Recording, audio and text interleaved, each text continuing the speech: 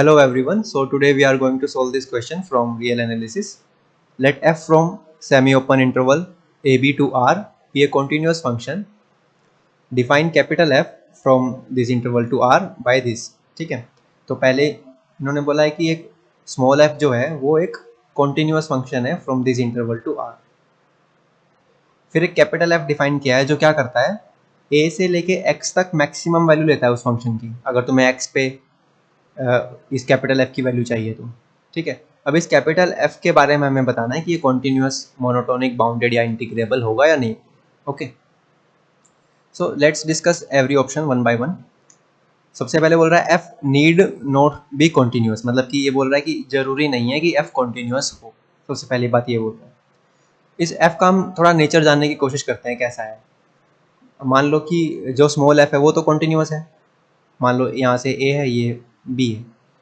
ठीक है, अब मान लो ये इस टाइप से है कोई स्मॉल f, तो कैपिटल F क्या होगा. कैपिटल F देखो शुरू में तो क्या करना है, देखो मान लो x पे वैल्यू चाहिए तुम्हें, तो a से लेके x तक का जो इंटरवल है उसमें जो मैक्सिमम वैल्यू है वो लेनी है f को.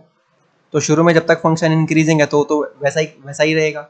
समझ रहे हो, कैपिटल F भी वैसा ही रहेगा जैसा स्मॉल f है जब तक फंक्शन इंक्रीजिंग है, क्योंकि उसको तो मैक्सिमम वैल्यू लेनी है ना इस इंटरवल में, तो वो ऐसा चलेगा.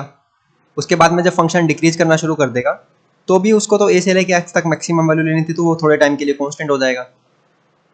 फिर जैसे ही फंक्शन वापस इंक्रीज करेगा वो फिर बढ़ जाएगा. ठीक है ना, क्योंकि उसको मैक्सिमम वैल्यू लेनी है. अब इससे हमें क्या पता चलता है कि फंक्शन ये वाला जो कैपिटल F है वो देखो नीचे नहीं आएगा, डिक्रीज नहीं करेगा, क्योंकि एक बार जो फंक्शन ने मैक्सिमम वैल्यू ले ली वो तो ले ली ना.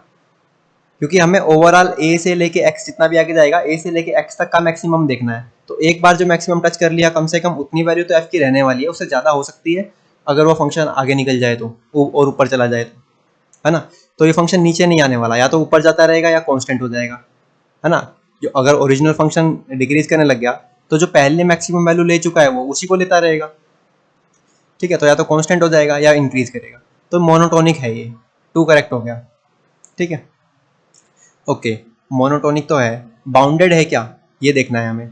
बाउंडेड के लिए हम एक काउंटर एग्जांपल ला सकते हैं कि मान लो ये a है, ये b है. अब b पे डिफाइन करना जरूरी तो नहीं है क्योंकि b पे ओपन है. तो अगर ऐसा कोई फंक्शन ले लिया कि जब भी हम b की तरफ जा रहे हैं तो फंक्शन इन्फिनिटी की तरफ जा रहा है, तो जो मैक्सिमम वैल्यू होगी वो भी इन्फिनिटी की तरफ ही तो जाएगी ना. जो मैक्सिमम जब हम लेते रहेंगे x को बढ़ाते रहेंगे, x को b की तरफ ले जाएंगे, तो बेसिकली जो कैपिटल F वाला फंक्शन है वो भी ऐसा ही आएगा, वो भी ऐसा ही आएगा. तो बाउंडेड नहीं रहेगा, तो इसलिए बाउंडेड नहीं है. ठीक है, अब देखते हैं कॉन्टिन्यूस है या नहीं. कॉन्टिन्यूटी के लिए देखो क्या है कि मान लो जो कैपिटल F है, ये मान लो हम ये कैपिटल F ड्रॉ कर रहे हैं, तो कैपिटल F जो होगा मान लो वो डिसकॉन्टिन्यूस हो जाता है कहीं पे.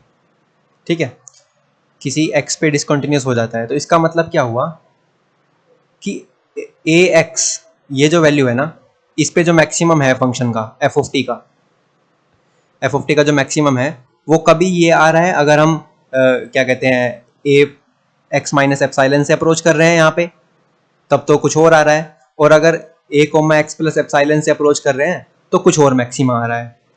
ठीक है ना, मतलब कि लेफ्ट हैंड साइड से अगर इस पॉइंट पे जा रहे हैं, x पे जा रहे हैं, तो ये वाला मैक्सिमा आ रहा है फंक्शन का, और राइट हैंड से आ रहे हैं तो ये वाला मैक्सिमा आ रहा है. तो ऐसा हो नहीं सकता बिकॉज f, क्योंकि स्मॉल f तो अपने आप में कॉन्टिन्यूस है ना, तो वो सेम पॉइंट पे अलग अलग मैक्सिमा कैसे दे सकता है. ठीक है, सेम इंटरवल पे अलग अलग मैक्सिमा नहीं दे सकता ना वो, क्योंकि फंक्शन खुद कॉन्टिन्यूस है. तो इसीलिए इस कैपिटल F को भी कॉन्टिन्यूस होना पड़ेगा. ठीक है, you can think about it and then you will realize कि या it has to be continuous. तो ये कॉन्टिन्यूस हो जाएगा, और कॉन्टिन्यूस हो गया. कोई भी कॉन्टिन्यूस फंक्शन है किसी इंटरवल में तो ऑब्वियसली वो रीमान इंटीग्रेबल भी होता है. ठीक है ना, अगर कॉन्टिन्यूस नहीं है, फाइनाइट पॉइंट पे कॉन्टिन्यूस है, तो भी रीमान इंटीग्रेबल होता है, लेकिन कॉन्टिन्यूस है तो तब तो पक्का ही रीमान इंटीग्रेबल है ना. So that's why option 1, 2 and 4 are correct answers. Okay, thank you for watching.